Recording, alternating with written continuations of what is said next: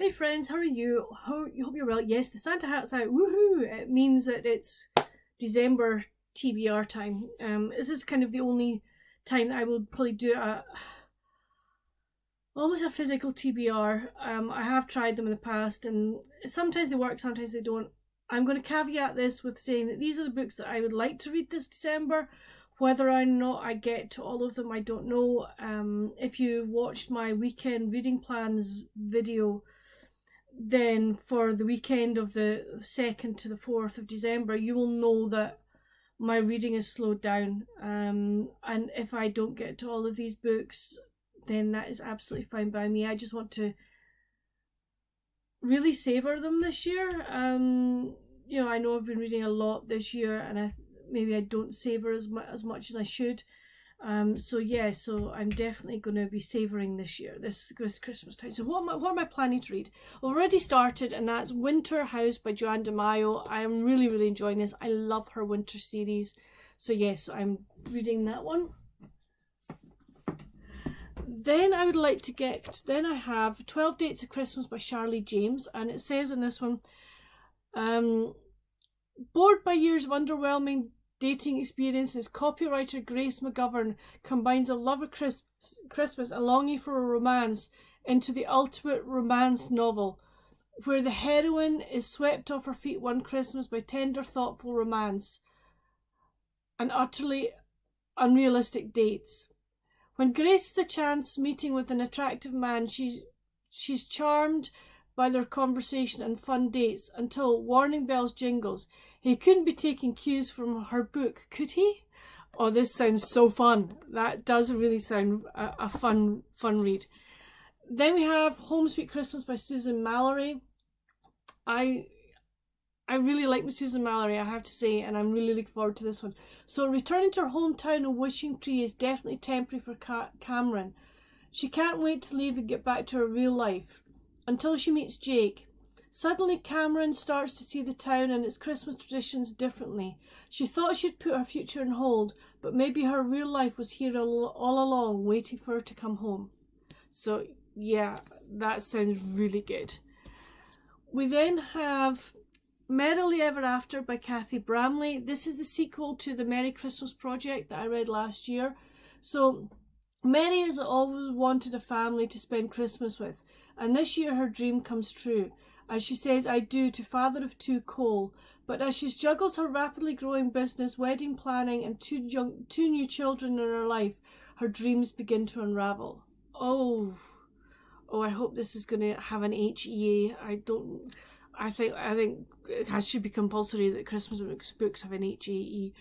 Right, okay, we then go Winter Warmer at the Little Cornish Kitchen by Jane Linfoot. So, when Gwen Starkey and her best friend Ella Simpson arrive in St Aidan to take on a cottage renovation, it's the fresh start they both so desperately need. But when their new adventure begins with them unintentionally breaking into their neighbour Ollie Lancaster's cottage, thinking it's their new home, and Gwen accidentally flashing the gorgeous Ollie before they flee, the lifelong friends realise that life in Cornwall is going to be anything but quiet. Oh, this sounds so fun.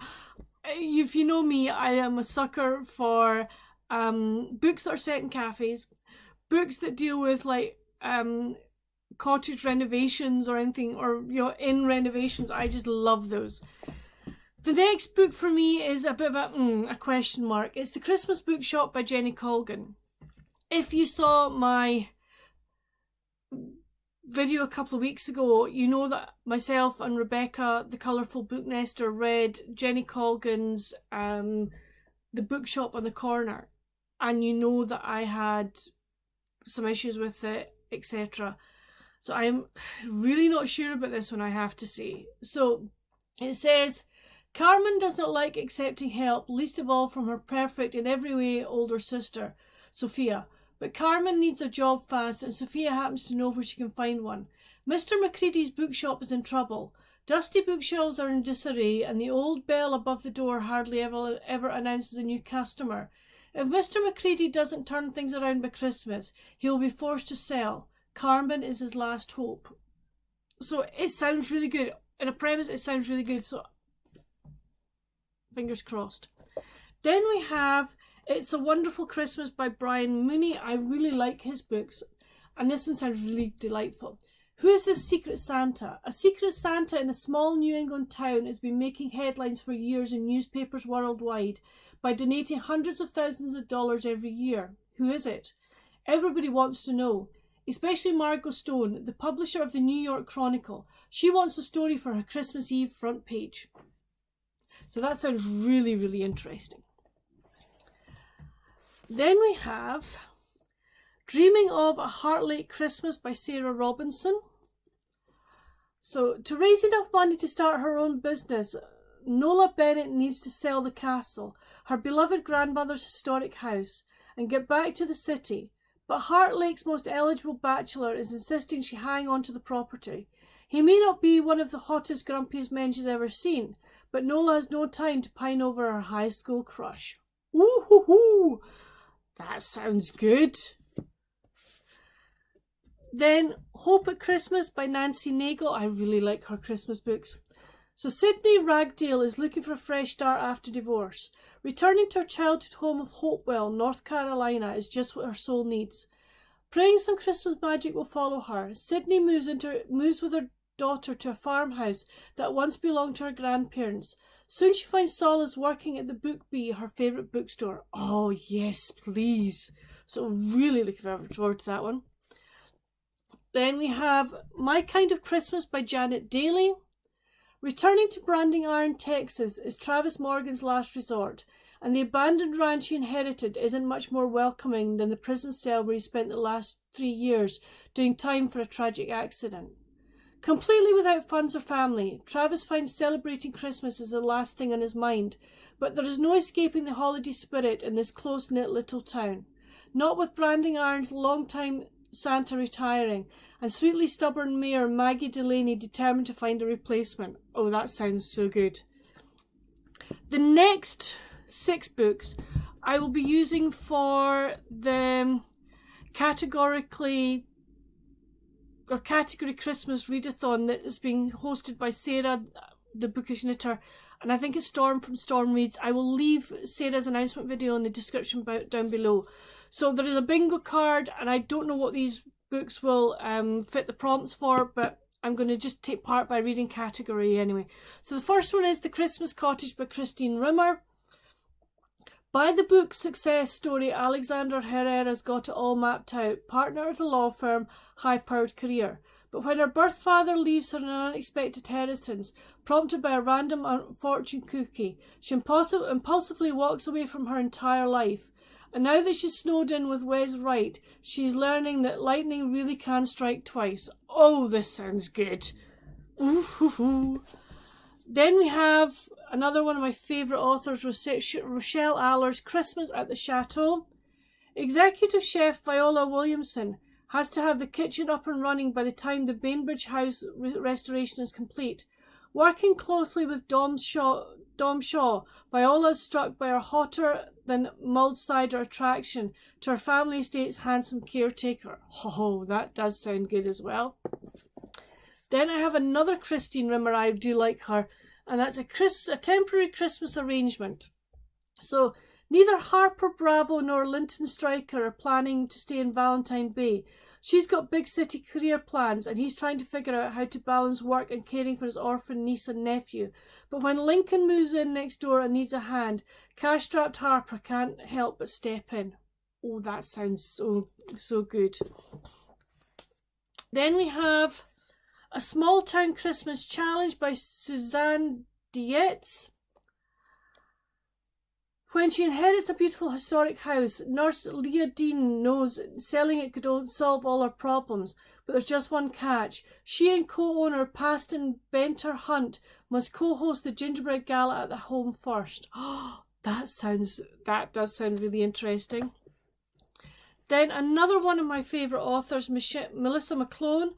I have A Little Bit of Holiday Magic. All widow Grace Wilcock wants is a fresh start for her and her young son Liam. But when her luck spins off the icy road, her rescuer turns out to be the hottest firefighter in Hood Hamlet, and even wary Grace can't say no to his offer of help. Woohoo! Nice.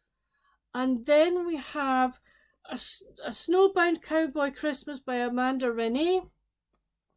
Some people would have thought getting stranded at the Silver Bells guest ranch in Saddle Ridge, Montana for Christmas with a dreamy Dylan Slade was idyllic. But for real estate acquisitions expert Emma Sheridan, it's a disaster because Dylan is standing in the way of the takeover deal that could secure her promotion and her daughter's future. Ooh, that could be very, very interesting. So as I say, those are my possible books that I will read over December. As I say, whether I get to them all or not, I don't know. I am not going to push it. But I'm really looking forward to all of them, bar I've got a question mark about one.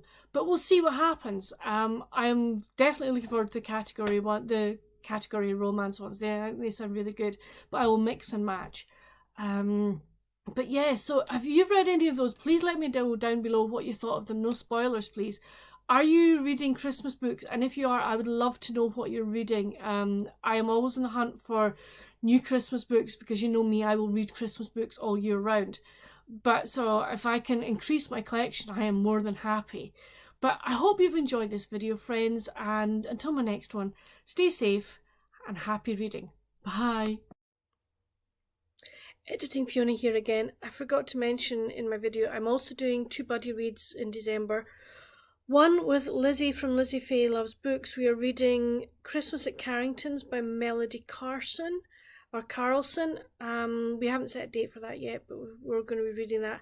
And I do have a buddy read with Rebecca, the Colourful Book Nester. We haven't decided which title we're reading yet. We have a choice of 5. So I'm waiting to find out about that first before I announce what we're going to be reading. But those are two definite reads that I have in December, but I've forgotten to mention them in the video. Sorry, mind is elsewhere just now. But that's it. Anyway, just wanted to pop on to let you know. Bye.